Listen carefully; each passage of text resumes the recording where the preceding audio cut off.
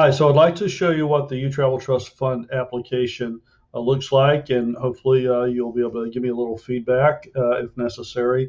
Once we move beyond building the application, there's really four other things I need to address: the new user registration system, the workflow and approval processes, the landing page downloads for instructional PDFs, and then SMTP or SMS notification functionality.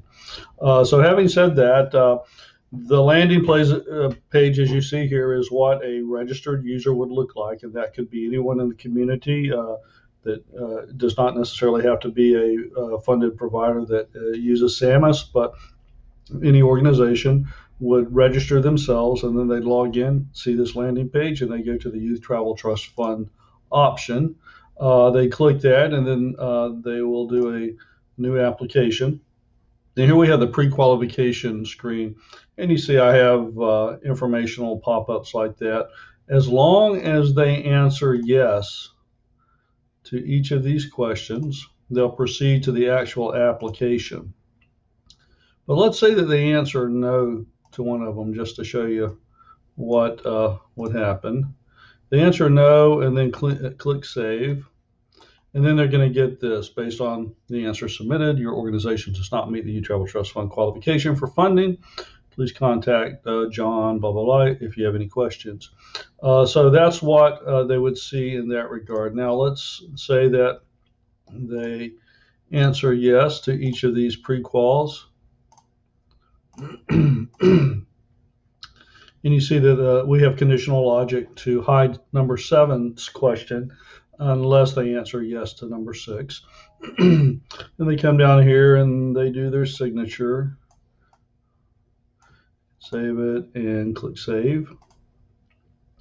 And we didn't capture response to the following. The form is submitted. So number 7, if they leave one off, it'll validate that, send them back. Now, I've answered all the questions correctly to quote unquote pre-qualify. Now I'm in the actual form. I'm just going to run through this with some test information. So they would put in their organizational name, their street address, Jacksonville, zip code, and so forth is there. Florida. The state field is pre-filled for them to select.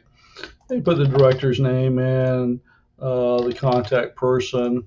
You come in and put a phone number in, fax number, and their email address. And they give us a little something about their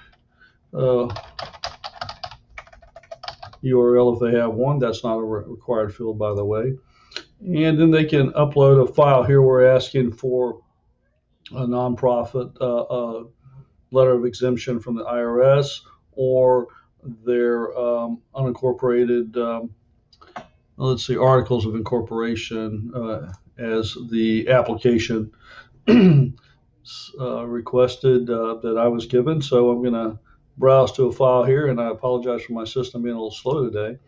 And we'll get down here, and I've got some documents to any type of file type, including videos and MP4s, MP3s, or whatnot.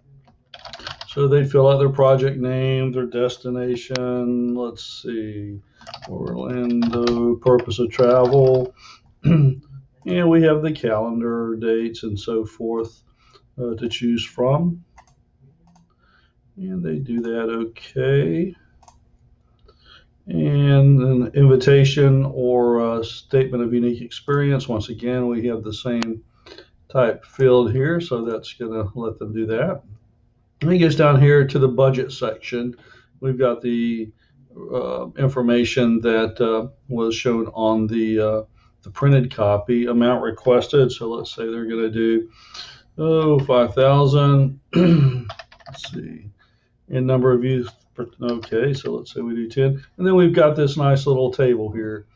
And I'm just going to quickly add some numbers in here to show that it is functional. And I'll say NA on that, 0 here, and blah, blah, blah. And then they can come down here and do the same thing for all of these other fields, or they can put zeros in there. Let's see, we'll do And you get the idea, and they all are going to work exactly the same.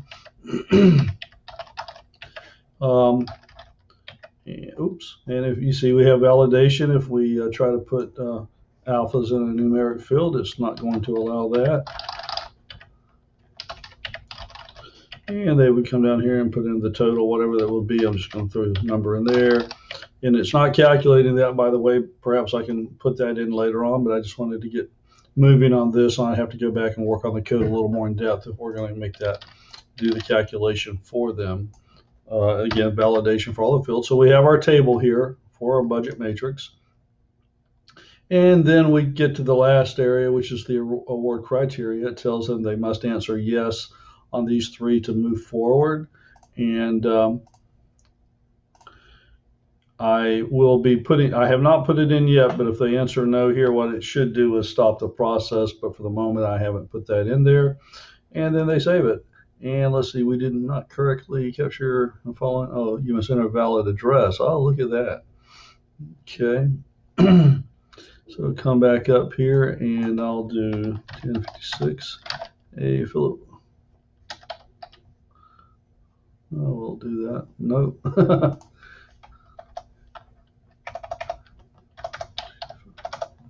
Excuse me while I was at 1095 here.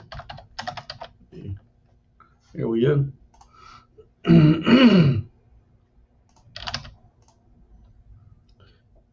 And now I think it's going to let us save it. And it did. So now we have, this is what the record looks like if you were to pull up the application, either as a KHA employee or the provider themselves.